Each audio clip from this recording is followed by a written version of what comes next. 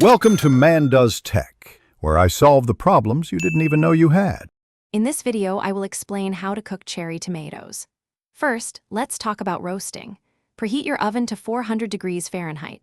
Toss about 1 pint of cherry tomatoes with 2 tablespoons of olive oil, a half teaspoon of salt, and a 1/4 teaspoon of black pepper.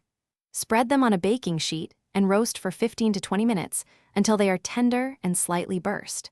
This method brings out their incredible sweetness. Next, for a quicker option, try sautéing. Heat 1 tablespoon of olive oil in a skillet over medium-high heat. Add 1 pint of cherry tomatoes and cook for about 5 to 7 minutes, stirring occasionally. You want them to soften and just begin to burst, releasing their juices. This method is fantastic for adding a fresh, vibrant pop of flavor to your weeknight meals, like pasta or eggs. If you love a smoky flavor, grilling is an excellent choice. Toss 1 pint of cherry tomatoes with 1 tablespoon of olive oil and a pinch of salt.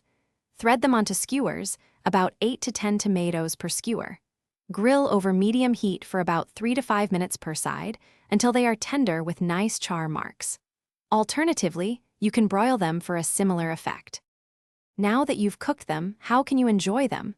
Cooked cherry tomatoes are incredibly versatile. Add them to salads, stir them into pasta, or pile them onto crusty toast with some fresh basil. You can even blend them into a quick sauce. Store any leftovers in an airtight container in your refrigerator for up to 5 days, ready to enhance your next meal. Thanks for watching. If you found this helpful, don't forget to like and subscribe.